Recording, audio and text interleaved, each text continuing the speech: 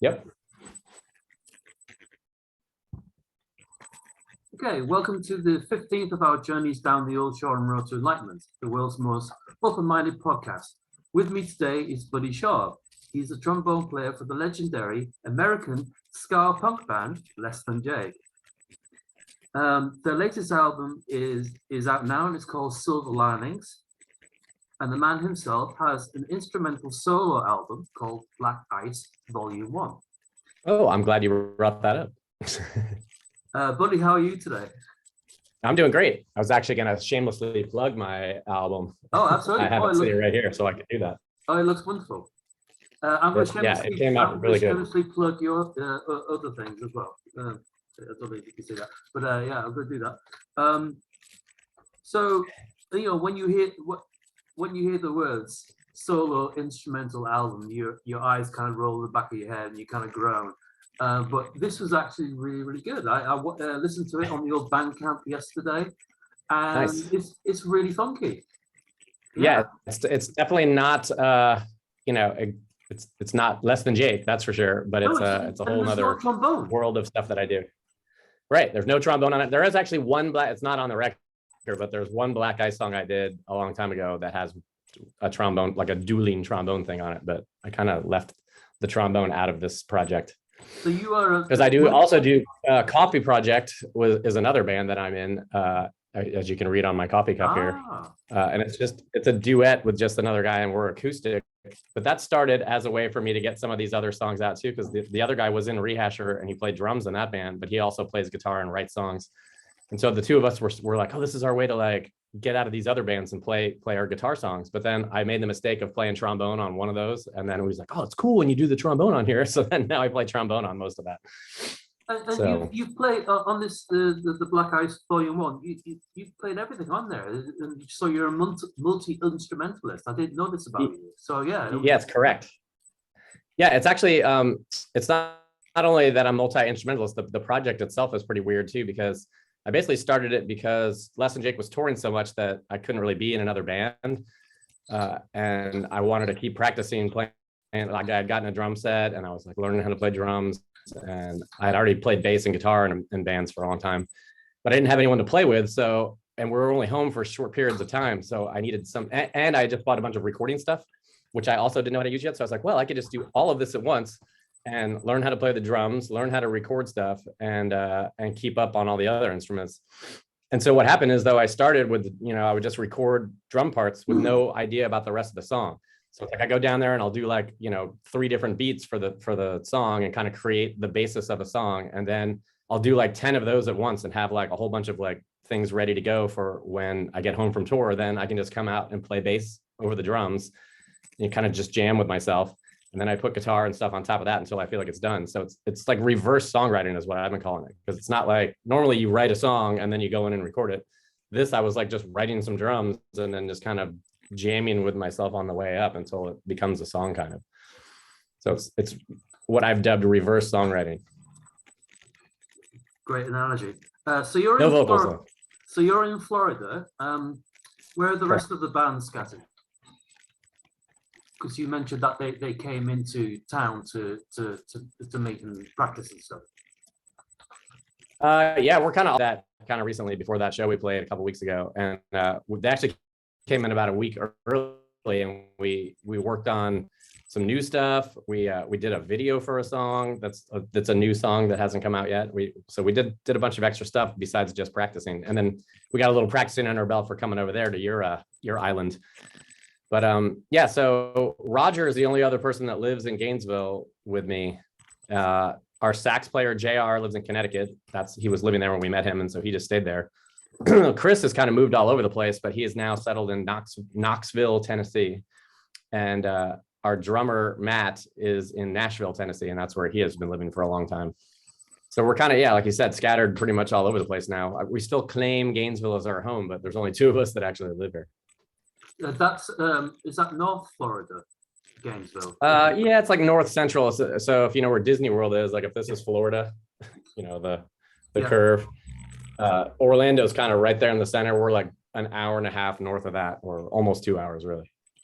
So not quite. No, we're not in the Panhandle. I love a good Florida man story. It sounds like a crazy place sometimes. What's your favorite crazy Florida story?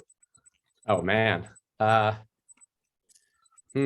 Well, this is very quintessential Florida. I don't know if this is Florida man, but it was in Disney World kind of recently. Not recently, I guess. My recently now is like 10 years. So once you get older, like a decade doesn't seem like that long anymore. But at some point in Disney World, a baby had got like, I'm trying to remember how this story went down now. I'm gonna get it wrong, but there was a baby cruising around by a lake, and an alligator came out, and there'd be any alligators in there, but there's footage of them climbing fences. Like an alligator can climb a chain link fence. So I don't know if you know that at all, but it's not really a Florida man story, but it's a Florida story for sure. It's definitely a Florida I've seen story. footage of it on YouTube of, yeah, alligators are already scary enough as it is, but the fact that they can climb a fence is pretty damn disturbing. Oh, Jesus. Okay, so take me back. What were your musical influences growing up, and what led you to the trombone? Interesting. Well, that's like kind of a two-part question there, I guess. Growing up, it's weird because my parents are kind of older than, it's almost like they skipped a generation. Like they didn't get married until they were in their 30s, which is kind of normal now. But at the time, most people were in their 20s or something. So by the time I was born, my dad was like 38. So they're listening to music that was like, 30 years before me. So I have a lot of like odd old music when I was first just growing up. And then I started listening to the radio because this is before, iPods and Spotify and all that. So you're kind of a slave to whatever was on the radio. And at some point I had a tape recorder where I could tape songs off the radio. So that was good, but it was all just like, pop, regular, whatever was that everybody was listening to. So I think the first record I bought was Billy Joel, Innocent Man. And the same time I got, and this is not a record, this was on tape, cassette tapes. And the other one was Michael Jackson Thriller. And I got them at the same Christmas. So those were my initial. And then at some point in high school, I went alternative. Like, remember when people were going alternative? And I would listen to like The Cure and the Smiths, and I discovered all those kind of things. And then that led me to the punk rock world at some point towards the end of high school and into college. And then that's when I started getting in bands. And then that led to the ska, like Operation Ivy and Mighty Mighty Boss Tones kind of led me into the ska world. And then I found some more of that stuff.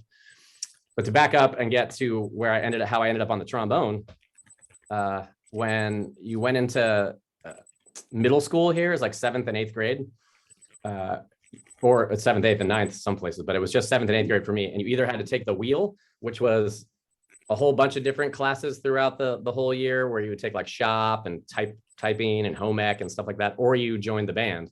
And my sister was already in band and she played clarinet. So I was like, well, I should just do that. And then she can teach me and it'll be really easy. So I did that, and I played clarinet for my 7th grade year, and I was really good. I was first chair. I was doing great. And then over the summer before I went into 8th grade, she was already in high school, and she convinced me to switch instruments.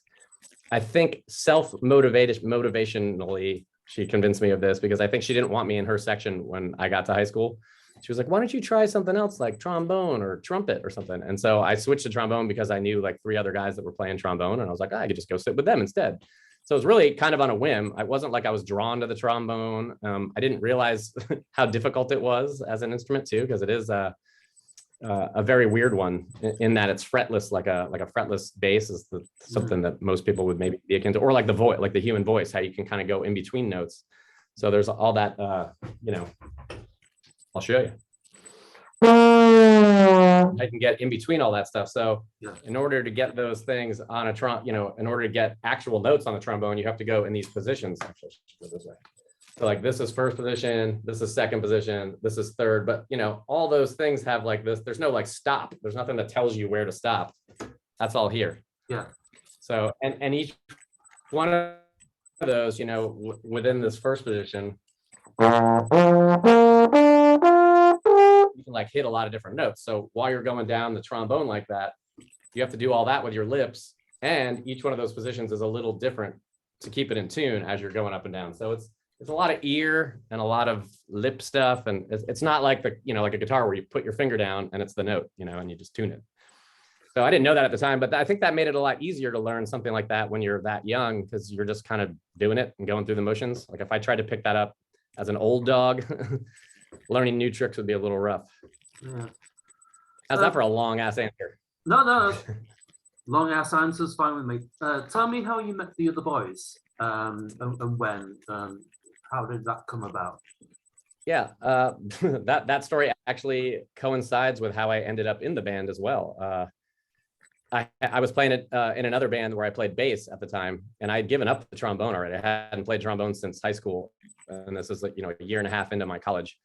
And the band that I was playing bass in, the band that was supposed to play with us, that we had a show booked, and the band that was supposed to play canceled. And so I was like kind of scrambling, trying to find another band. And I was asking around like all my friends, in the college scene, and they were like, "Oh, you got to get Less Than Jake to come play. They always play. Just call them. Call one of them." Someone called Chris or Vinny, and I don't remember which one I called, but and I had actually seen Less Than Jake. I was like, "Oh yeah, those guys are great." It was like they were just a 3-piece punk band at the time. It was just Chris, Raj, and Vinny.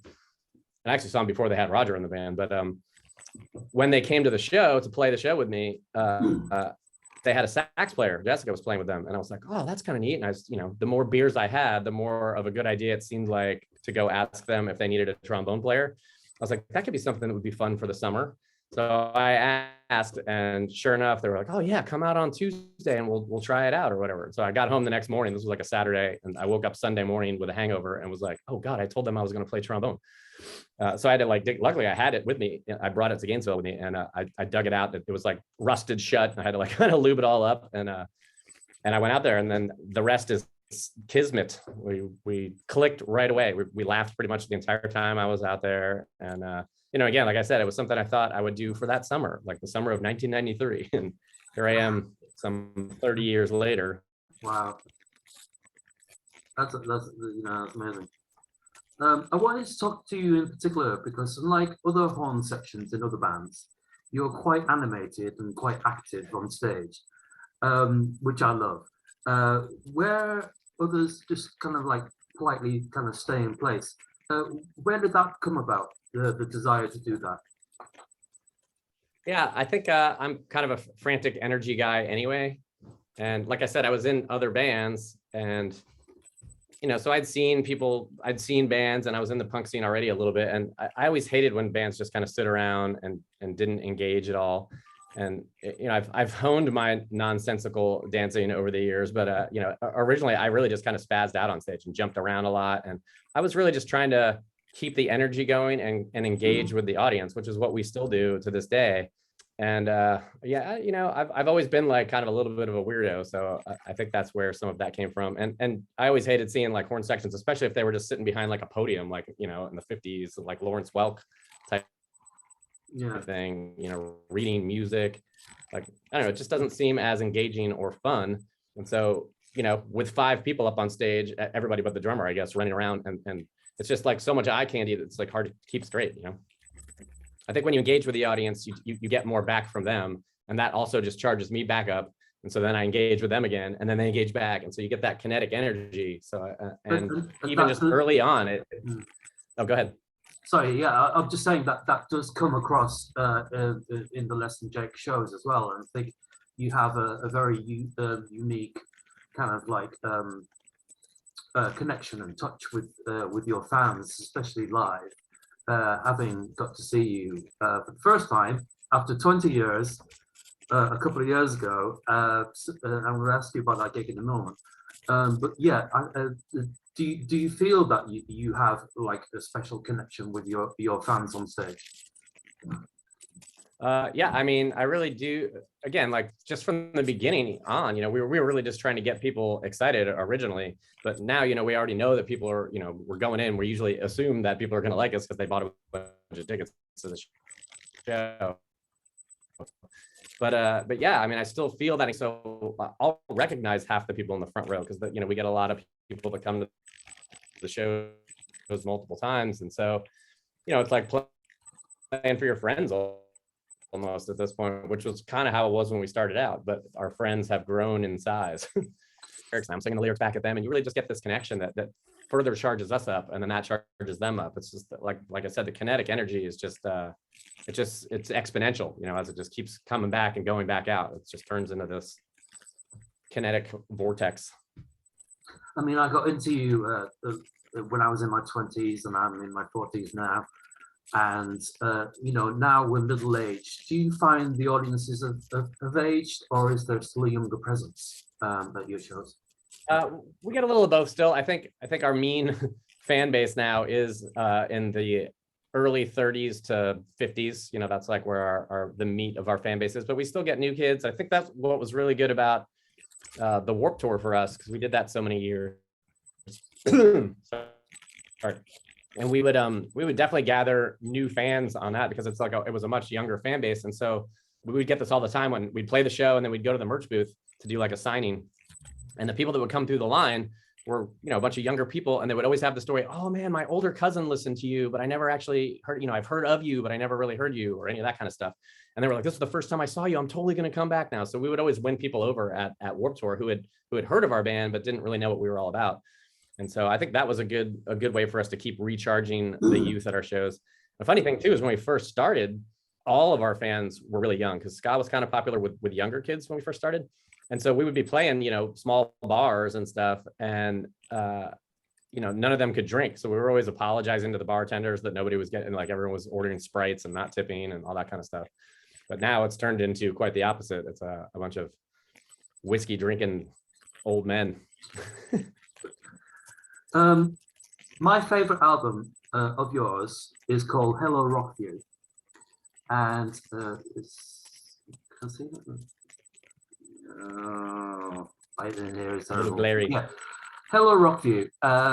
And I I wanted to kind of like ask you a little bit about the history of this album and the recording progress, because I think you are the MVP on this album. The horns especially is just brilliant and transcending, and it's tell us a bit about Hello Rockview, because I love this album.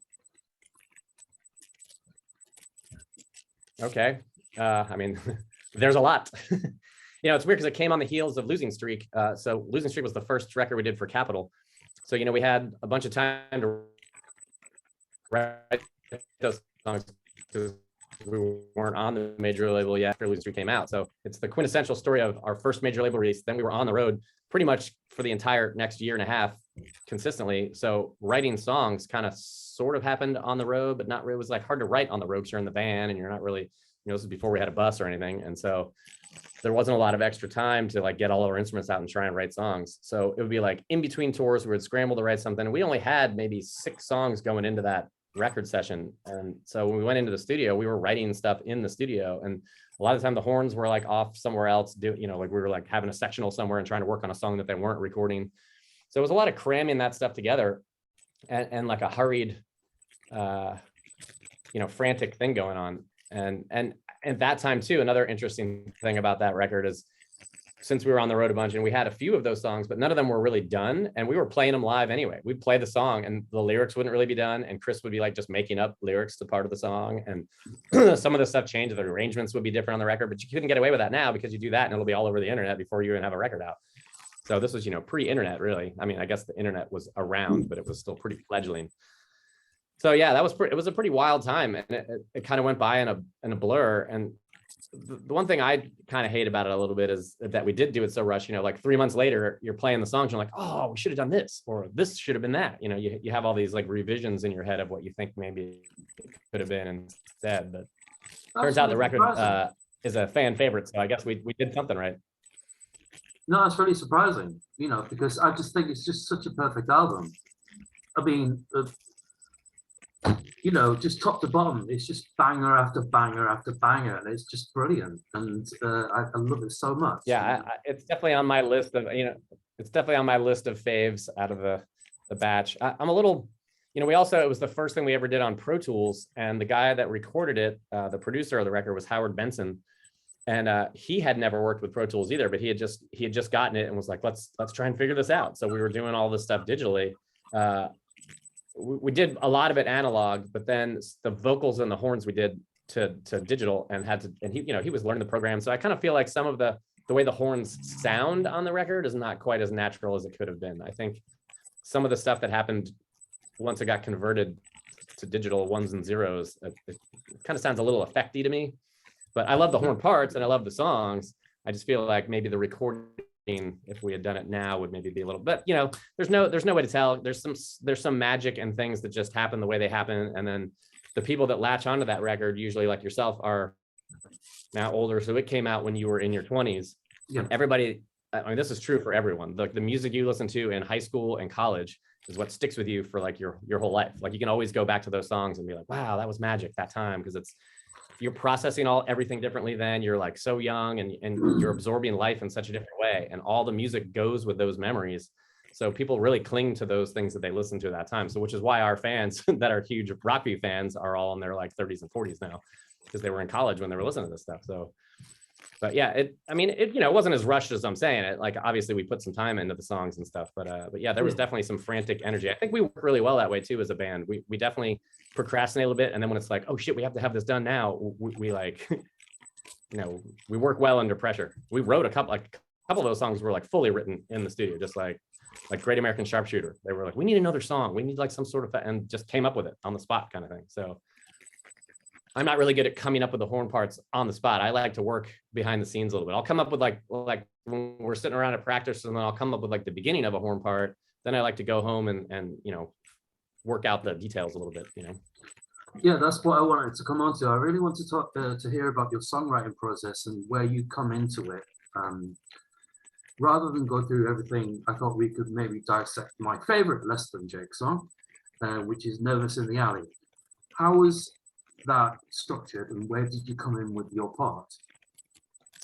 Yeah, well, you know, what's interesting about that too is that the way that we used to write songs back then versus how we do now is totally different too, because we all have like little studios. So like I said, now I'll be able to sit there and kind of come up with stuff at rehearsal with them, but then we always record some sort of little demo, and I take that home, and then I can play repeatedly, you know, and try and come up with stuff by just going back, you know, with my own Pro Tools setup and kind of work on the song a little differently. Back then, they had to be in the room still, and I had to kind of come up with everything on the spot as much as I could.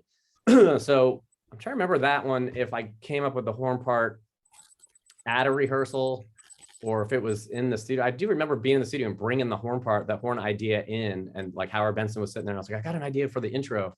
And I remember the first part of that horn part that came to me was the, you know, the very intro, like just that jump, like was the first, like the inspiration for the rest of the horn part, I guess. Like that came to me first, and the rest of it was kind of like, you know, I was kind of fumbling through what it was maybe going to be.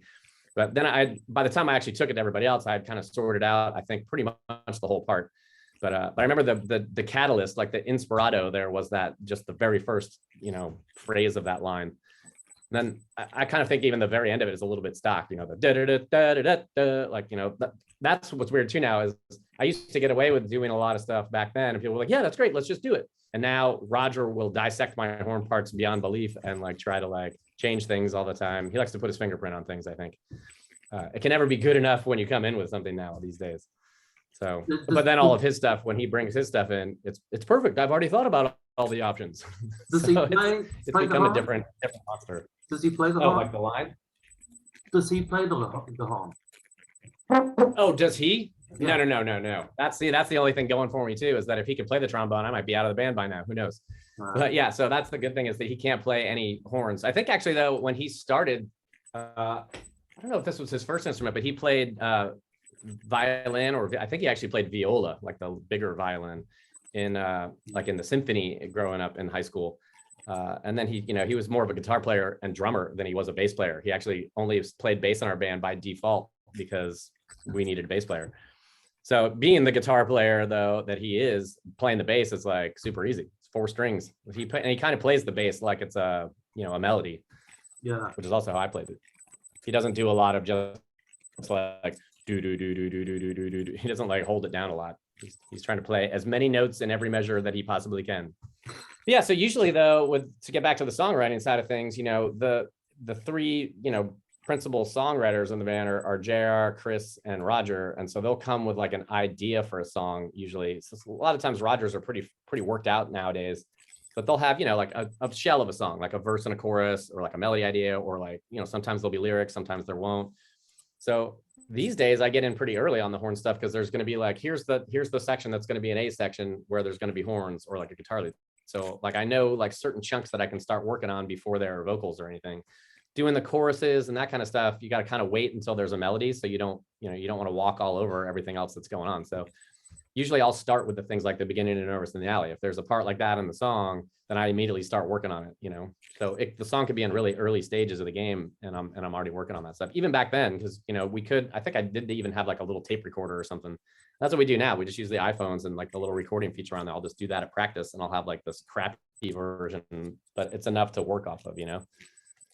So yeah, so that's how it went with Nervous too. It was like that was not one that we had written before we got in there. I think it was basically at that same stage I'm talking about. Like it was a shell of a song. I think Chris came in with that one, and so there was that intro guitar part, and I don't remember where we came up with like whether we're gonna do whether we had that originally where it was just going to be over the drums by itself, the trombone part. But I think after they heard the horn part, it was kind of like, oh, we could do that and just have it first, and then come in with the instruments. So I think that was the main.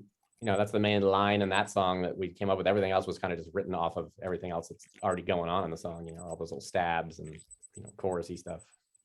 I mean, the best part of the live show for me, when I got to see, we'll come to the gig in a minute. But yeah, the best part of the live show was hearing that, and you coming out all proud and everything, out the front, out the front with your horn. I was just like, oh, that's all I wanted to hear. Funny because it's the best part of the show for you, but the most nerve-wracking part of the show for me, because I always feel like I'm going to miss that first jump is kind of hard. And I didn't used to be able to play as high as I can now. So like a high G, like that bump, like that high G was hard for me to play when we wrote that. I always write things that are like a little out of my range, and I'm like, shit, I got to play this now. I always have to work a little harder, but I always get nervous that I'm going to flub that note, especially over the part where it's naked, because then everyone's looking at you. But yeah, no, man. I might have looked all proud, but that might have just been nerves. Yeah. But yeah, I finally got to see you after 20 years of being a fan at Brixton Academy in 2019 at the All Dayer. You played with Snuff. Millie Manders. Yeah, that was recently. And you played with Say Ferris.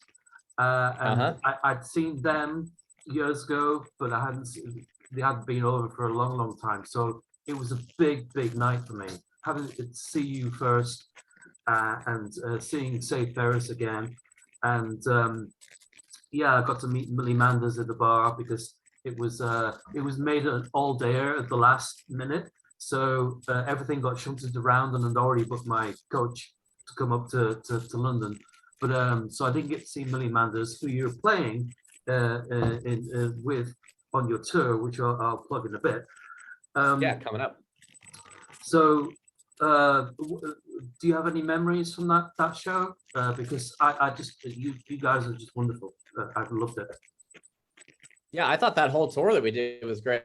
That was the wasn't that another fire? It was the Fireball tour. Again, Fireball right? tour, yeah.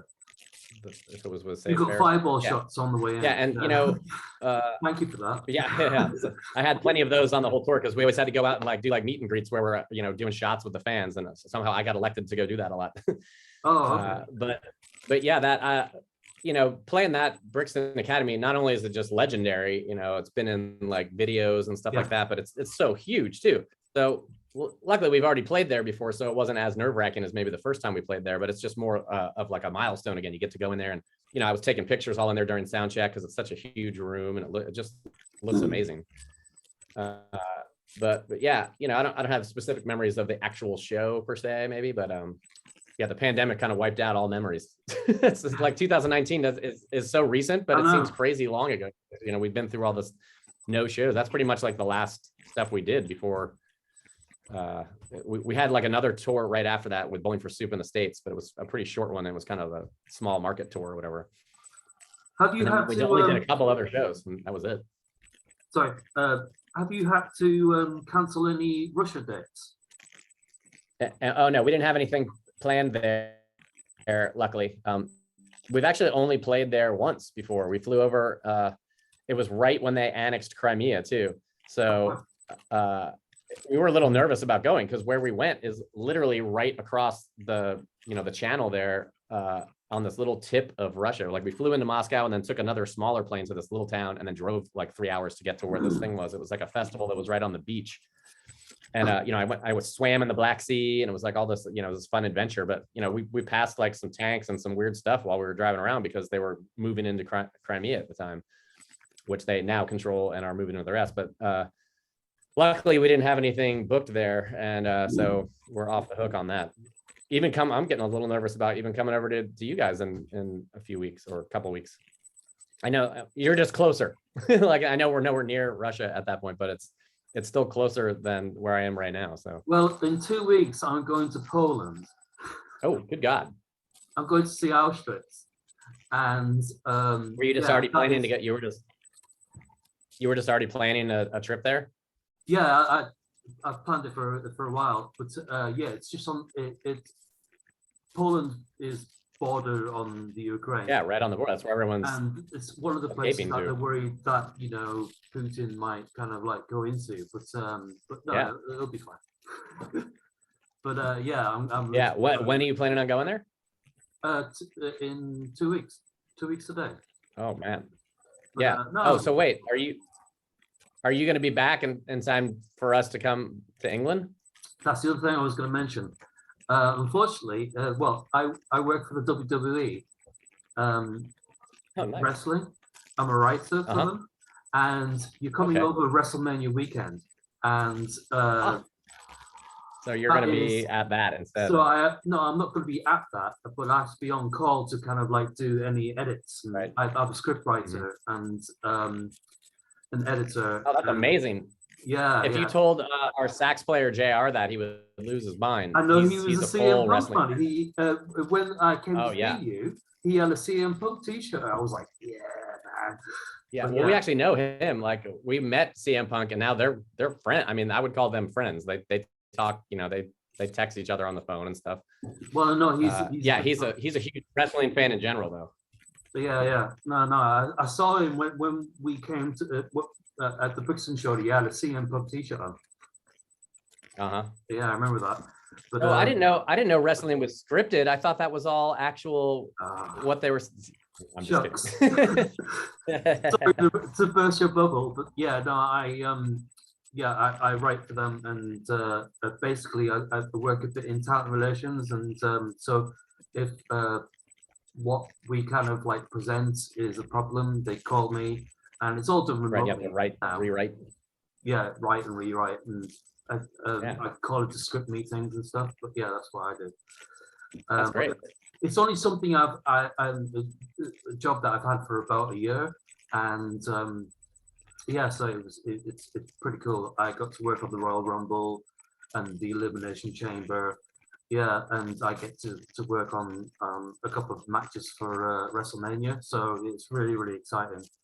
Crazy, yeah, that's big time. Wrestling fan since 1989. I get to kind of like play with toys. So yeah. Yeah, that's like Jake the Snake Roberts. And like, so like back in my day of wrestling. When I was in high school, everybody was kind of watching that stuff. I never really got locked in like everybody else, but I knew all the characters at that point. Yeah, cool. Chris is actually a pretty big wrestling fan. So.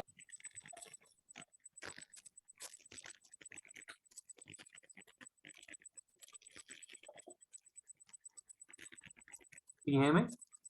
Yeah, I can hear you. Can you hear me? I missed a little bit of that. Oh yeah, that's fine. I just said Chris actually was watching wrestling back then as well. Like he knows all those early wrestling people as well. I think he's kind of dropped off the scene a little bit too. But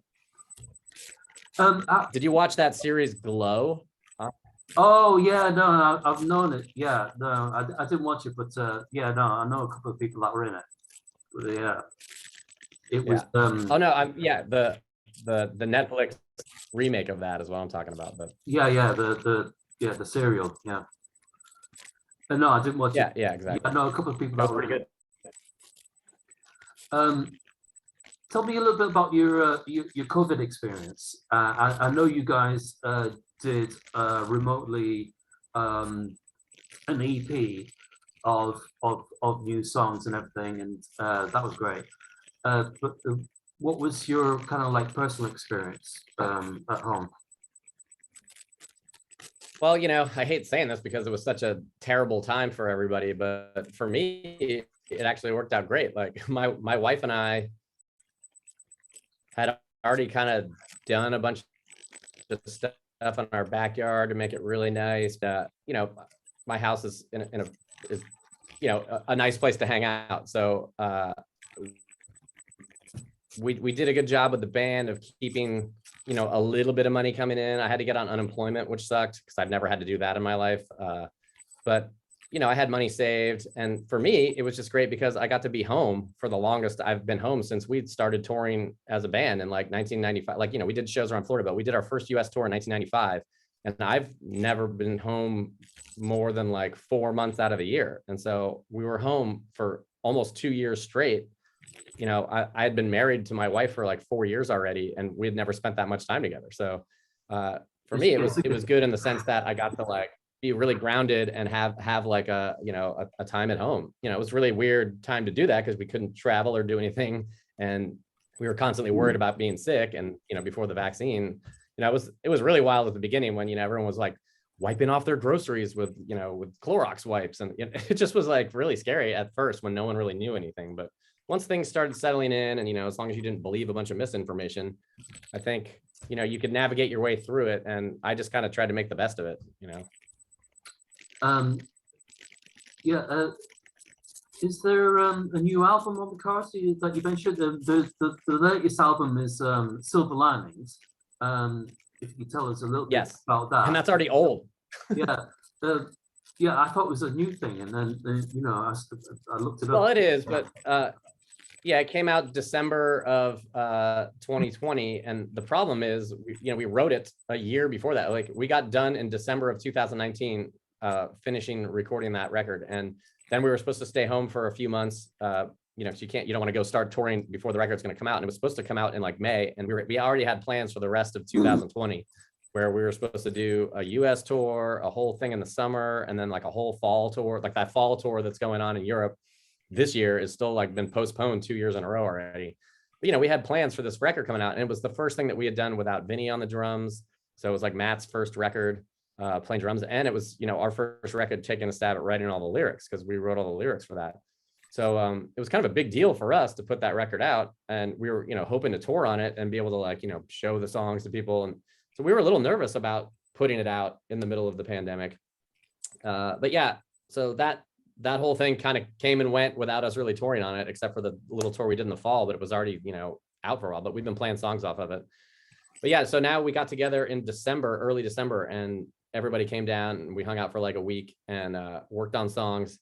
And so we came up with like 8 shells of songs, but we haven't done anything with any of it yet. And then they came back in February, like I said, when we got together before that show, and we worked on a couple of those songs we recorded, and a couple of them, we just kind of touched on some more, and then we just practiced. So we have some shells of things coming, but I think our plan is not to necessarily put out a new record yet, because it's our 30-year anniversary this year. And so we're kind of using that as our talking point, and we're not going to put out a record, but we are going to release some music just to kind of keep things going and kind of more focus on the 30-year thing, because it's pretty, I still have to pinch myself when I say 30. It seems like it was just 20. I remember we hit our 20-year point, and that was already kind of blowing my mind.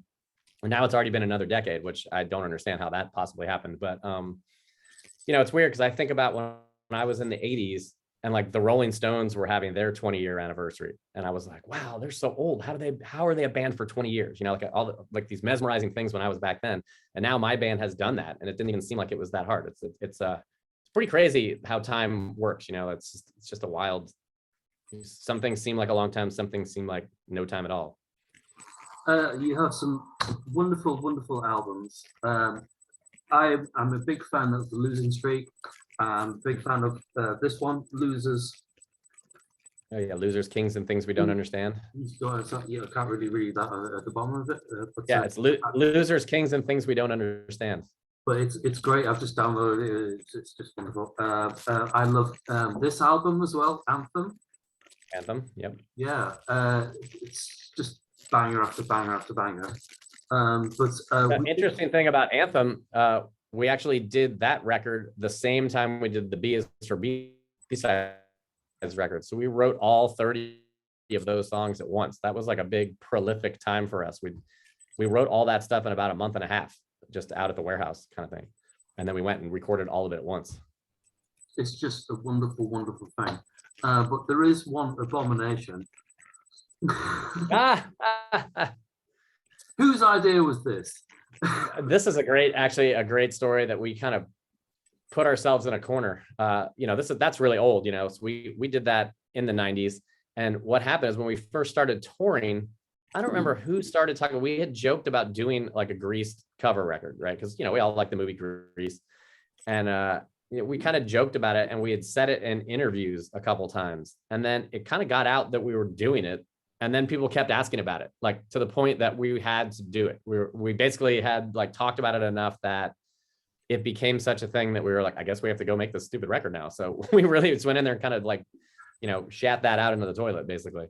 I still like it. I think it, it probably could have been done better if we had taken a lot more time to do it, but it's kind of like the first version of the TV EP, because we'd kind of always done weird covers of like TV stuff. So it kind of fell right into that. It was like based off of a movie soundtrack. It would have been like if we had done Rocky Horror Picture Show or something. Yeah. It's actually a lot of fun. It's fun. It's definitely silly. Yeah, no, it's so bad, it's wonderful. But what other musical would you cover in an album?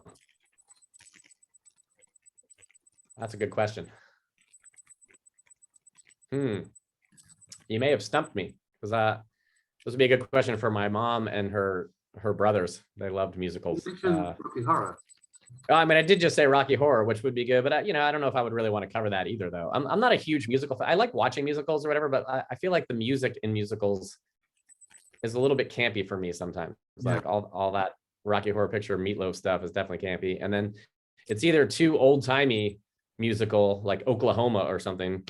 I don't think I would want to do that, but like some sort of newer, fresher musical. Like if we tried to do Hamilton, it would be pretty amazing. Oh, cool. Yeah. Like we can make some rap ska.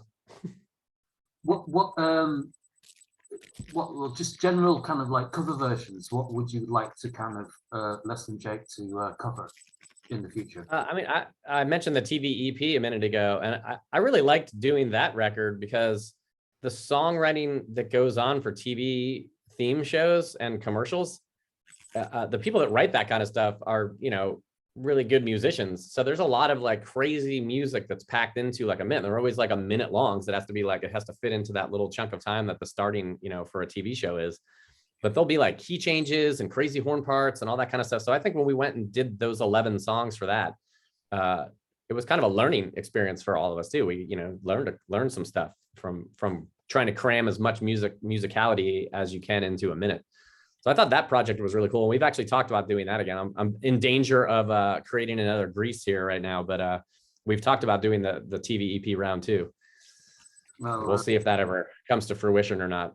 But, as far as covers go, that's what we usually did, was usually kind of campy stuff. We never really covered, real songs too much. Like I wouldn't want to go cover a Beatles song, even though I'm a huge Beatles fan. It's like almost sacrilegious to go cover that. Or like, I don't want to go cover a Boss Tone song or anything on our genre. I wouldn't want to go cover Operation Ivy. I just feel like it's too close to home. Like I feel like if you're going to cover something, it's more fun to have it be like, make it something different. You did the Police song though, didn't you? Actually, Roger did a Police song. He did a whole cover record on Rehasher recently. Oh, okay. I don't think we've ever done a Police. We've done some songs that are real songs. We did like The Outfield. What's that song? We've done Josie's on a Vacation Far Away. Like, I don't know, Teenager in Love. We've definitely done some songs, but they're all, like it's like a 50s song. We didn't do like a Goldfinger song or something. We're not going to do something that's too similar to us. Oh no, I'm thinking Modern World. Oh yeah, that's the Jam. Yeah. Yep. That was a good one too. That was Vinny's a really big Jam fan. That's why I think we did that song. Okay, buddy. Less Than Jake, from the first week in April, Less Than Jake will visit the UK. You can see them in Dublin, Belfast, Glasgow, Newcastle, Leeds, Manchester, Leicester, Birmingham, Bournemouth, Bristol, and London. No Brighton on there. We're starting to make the sound longer than it was. No Brighton date on there, but I won't hold that against you. Normally I would pop up to London, but yeah, like I said, I give that. But yeah, plug whatever you want to, bud. Yeah, we kind of already handled the plugs, I guess. I Plug again. want to mention my currently available Black Ice instrumental song. The vinyl for that is limited to 500 right now too. It's a splatter neon orange on transparent electric blue. So it kind of matches the cover art a little bit. It looks like these two colors, but with splatter vinyl. I have one that's open in the other room, but I didn't bring it in here. But yeah, you can get that on my Big Cartel site, which is buddyschaub.bigcartel.com. Real easy. Or go to my Instagram and look for it. And I will link where you can listen to it as well. Thank you very much. Or go listen to any Coffee Project songs, because that's the other band that I'm in. And go buy Silver Linings. It's still new for us, I guess, for Less Than Jake. Could you take us out with a little bit of Nervous in the Alley? Yeah, we'll see. Again, here I'm going to be nervous that I mess up this first note, but we'll see. Let's see how it goes. That's the other fun part about the trombone. You have to empty all the spit out in the crowd. If you're in the front row, you're in the splash zone like SeaWorld. Yeah, see this little valve at the end here? Okay. That's how you let all the spit out. Watch out, it's coming your way. Good to know. Are you ready? Here you go.